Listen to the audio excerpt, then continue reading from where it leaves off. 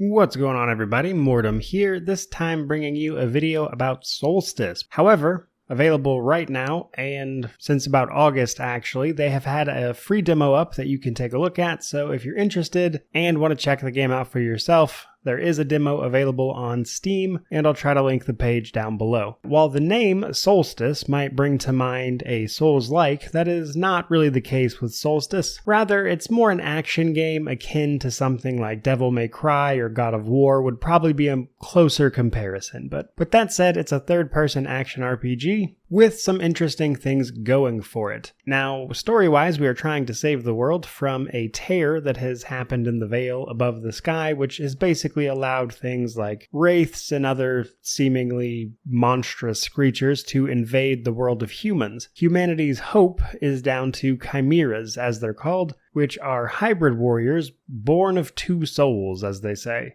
Basically, they take someone, sacrifice them, take that person's soul and forge that to a still living person, and you have a chimera. This gives these people supernatural abilities, basically, and an unnatural resilience, which allows you to, of course, fight all of these crazy creatures. Now, in your particular case, the spirit is your sister, actually, Lute, and you play a character called Briar. While that's interesting enough on its own, they managed to blend that into the combat, as, again, this is going to be a very combat-heavy game, and your Wraith companion, if you will have quite a bit of a role to play as well. She will attack on her own, but more than that, and probably most importantly, she can put up two different kinds of fields, which are basically blue and red. Some enemies can only be hit while they are under the effects of one of these fields. Now, this also plays into exploration a little bit, which will allow you to find currency to upgrade your skills, because throughout the game you will be finding and unlocking more and more weapons, which all have their own upgrade trees, which will allow you to do more with them. Overall, pretty straightforward, to be honest, but nonetheless a sort of novel concept in terms of the combat, and I'm looking forward to playing with it more, because what I played here in the demo was quite a bit of fun, even if a lot of it is just button mashing, to be honest. But there are combos, etc. for you to learn and play around with. And then again, Lute is an active participant in combat, meaning that you have to actually manually activate her fields, which is how you attack and fight certain enemies. So there is some things at play there, which also includes another mechanic called Unity. As you perform in combat and,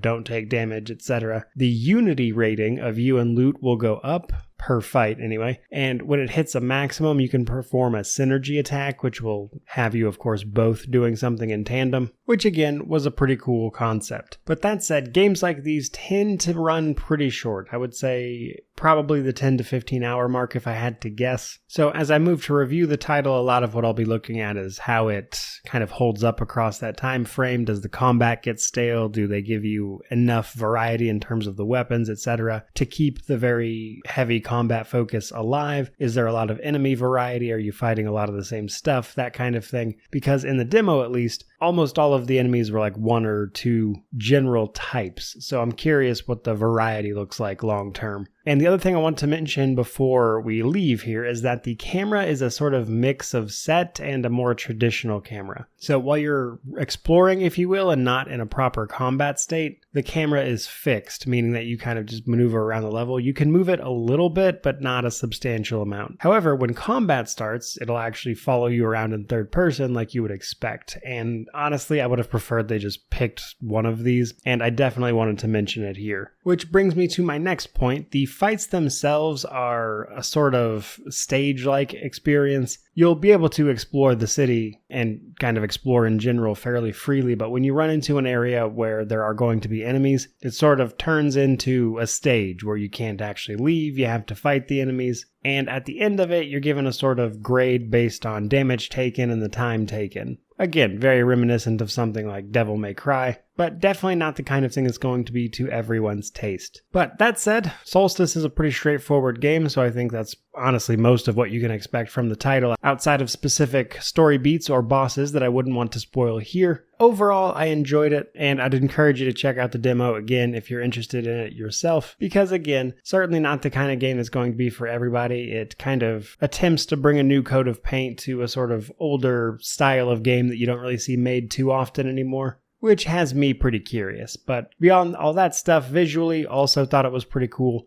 And that is pretty much all I've got for you guys. So, Hope you enjoyed the video. If you did, like, comment, subscribe, all that YouTube jazz. I will be reviewing this title, which honestly shouldn't take me super long, as it is more than likely quite a short game. If you're looking forward to that, again, subscribe and stick around. But regardless of all that, thank you so much for watching. I really do appreciate it. May you wander in wisdom and have an amazing day.